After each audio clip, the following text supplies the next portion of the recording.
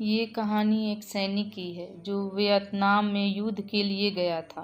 युद्ध समाप्त होने के बाद जब उसके घर लौटने की बारी आई तो उसने अपने माता पिता को सैन फ्रांसिस्को से फ़ोन किया। माँ और पिताजी, मैं घर आ रहा हूँ, लेकिन घर आने से पहले मुझे आपसे एक बात पूछनी है।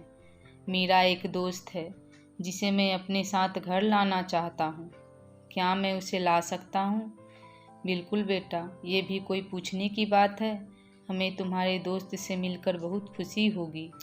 माता पिता ने जवाब दिया, लेकिन पहले एक बात आप लोग जान ले, सैनिक बोलता गया। युद्ध में वह बहुत बुरी तरह घायल हो गया है।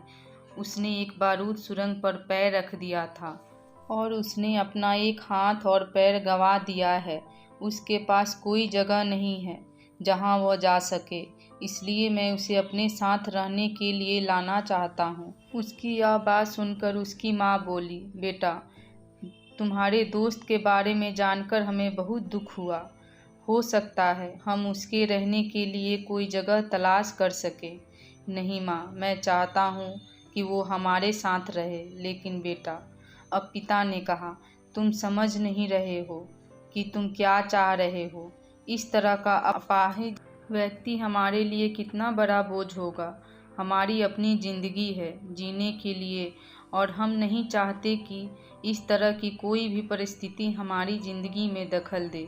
मेरे हिसाब से तुम्हें अकेले घर आना चाहिए और अपने दोस्त को वहीं छोड़ देना चाहिए।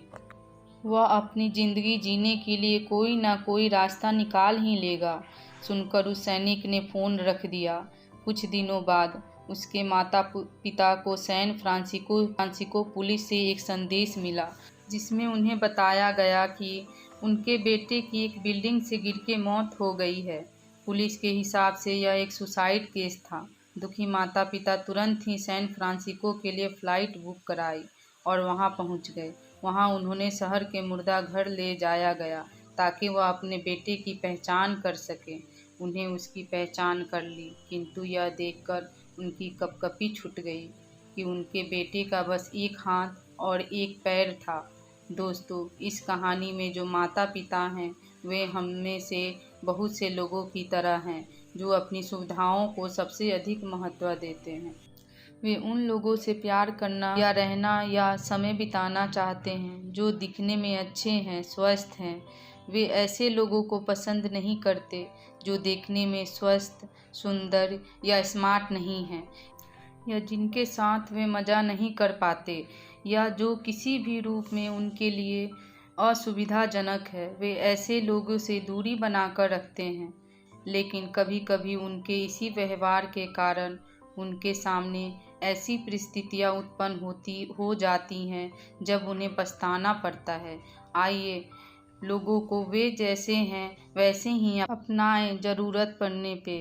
कृपया लाइक एंड सब्सक्राइब ज़रूर करें। पूरी कहानी देखने के लिए थैंक यू।